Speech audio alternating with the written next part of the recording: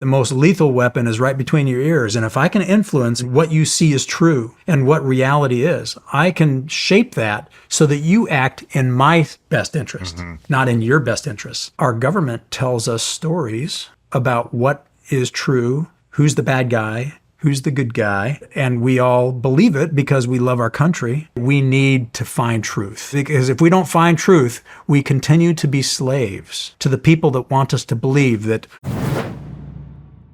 those that understand that information is the most powerful weapon in the human race, that the most lethal weapon is right between your ears. And if I can influence what's going on between your ears in what you see is true and what reality is, I can shape that so that you act in my best interest, not in your best interest. And so part of what happens here is our government tells us stories about what is true, who's the bad guy, who's the good guy. Here's why your tax money needs to go to this. Here's why we need to, have inflation, and we all believe it because we love our country, and we don't want to be at war, and we don't want insecurity. We want peace, prosperity, and health for us and everybody on the planet. But there are perverse incentives for big companies and governments to weave a tale that deceives the population to perpetuate the wealth, control, and security of a very small group of people that are getting rich on the current methodology. So even though we may have solutions for the energy problem that include nuclear, that include solar power from space, that include helium-3, that include hydrogen, all these clean energy solutions, one of the reasons they don't move forward is the bureaucratic and the statutory administrative state that thinks it knows better than you and is getting rich off the lobbyists and the companies and the money into the coffers of the election system to perpetuate the way things were.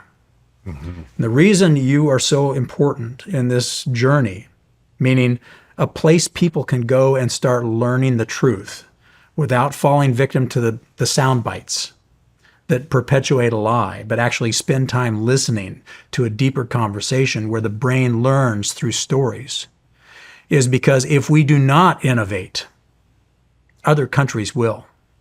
And technology does change fate. Those that learn to harness the fire change the fate of their own security, prosperity, and health. Those that learn to harness electricity change their fate for better prosperity, security, and health. And they could secure that future against those that would use fire or electricity as a weapon against you.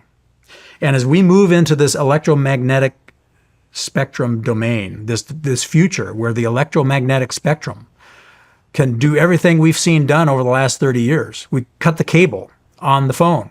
We cut the cable on the TV. And soon we'll cut the cable on electricity. Wow. That electromagnetic spectrum and what we know about it and how we know how to manipulate it is truly why we need to find truth. And because if we don't find truth, we continue to be slaves to the people that want us to believe that plugging your phone into the wall is the only way electricity works. And taxation for incrementally innovating for an infrastructure that was built to win the last war, but not investing in things that will win the next war. This is the trap of history, and this is why no civilization has ever survived. They go on this sine wave of birth and vigor and critical thinking and aggressiveness at economic security and then military might to secure the peace. And then they get lazy and they lose it all and they're vanquished by another civilization. And this is what the great hope of America is that we can turn the tide of human nature that has created that cyclical sine wave of civilizations, and we can start innovating again. Because if we don't, we're dead men walking. Man, I mean, the energy stuff, I've dove into it a little bit. I don't know how much it's real. You know, there's all these rumors of free energy and stuff like that, and the fact that was it, I don't know, was it the Rockefellers that put us on the grid because they could meter it. And you know, I don't really know a whole lot about it, but it seems like all of the energy companies would be totally against beaming energy down from space because that unhooks you from the utilities, like you were just saying.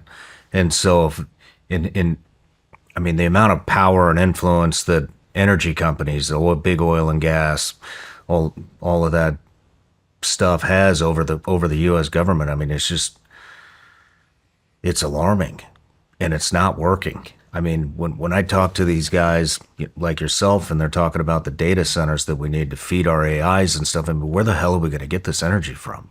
Yeah. Yeah, no, you're right. It can be a concern because the incentive structure for the current companies that are getting rich on the current technology set are not motivated to change. They're not motivated to take risk. But that can change. And for example, when I was the commander of Joint Base San Antonio down in Texas, and we started something there called the Electromagnetic Defense Initiative.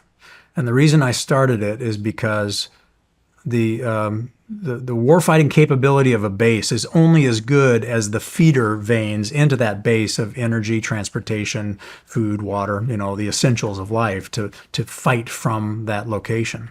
And the energy grid, as you pointed out, is a sieve and is vulnerable and can be taken out with one good marksman and knowing right where to shoot at the transformer. And so we started something to demonstrate to the power companies that one, they could affordably make their power grids resilient to electromagnetic pulse, whether it's man-made or from the sun. But I also talked to them about what we were doing with the Air Force Research Lab and the X-37 to demonstrate this ability to take the sun's energy in space, convert it to radio waves, beam it down to Earth, and then convert it back into electricity at the point of the rectenna that receives it. Just like you receive broadband from Elon Musk's Starlink, and now you have broadband anywhere on your camper in the middle of the Hindu Kush or the Colorado Rockies. The same is true with electricity. Wow. And they actually like the idea. The CEO level is like, that's great. Saudi Arabia, that is, the oil is eventually not going to be there. What do they invest in? Solar power from space could be one of them. Nuclear could be one of them. India, the last leadership team of India was about ready to go full bore into solar power from space. So it's not that they aren't willing to see the business case. And if they can see the business case, they'll start maneuvering so that they are going to where the money will be, not where the money was or the money is. But we also have the fact that many of these CEOs will say, well, until the government gives me a contract to do this for the country, I'm getting rich in the current method and we're not going to take a lot of business risk. It's a two-edged sword. You need visionary leaders in these companies to also be willing to move forward incrementally to make our power grid resilient now so it's not so vulnerable, because we're all victims of vulnerability on the electricity. If we don't have it, chaos breaks out. And to start carving a path to new markets and new technologies to deliver things with greater capability at lower cost. And this is, again, going back to space, why space is so important. If you don't have companies like SpaceBuilt, the one that I started with Dennis Wingo, as the key brain that knows how to build space technology for this infrastructure and the capability to build in space that doesn't just run out of gas and become space junk, but is a perpetual business case of construction and logistics in space. The reason we're doing this is because this helps usher in. If you have leaders that are innovative and that understand the tapestry of politics, of lobbyists, and you can navigate a company like Elon Musk did, and now you can have satellites at a fraction of the cost. You can reduce the cost of satellites 10x, and they're reusable. Just like Elon Musk made the cost of launch reduce 10x, and they're reusable. It's like aviation to space. This is how you break through. And it's generally in America, it's the private sector. This is how we can do it. And this is how you can start convincing companies, the big electric companies, to start moving into the future using all of these other, and space will bring us helium-3 energy. No matter where you're watching Shawn Ryan Show from, if you get anything out of this, please like, comment, subscribe, and most importantly, share this everywhere you possibly can. And if you're feeling extra generous, please leave us a review on Apple and Spotify podcasts.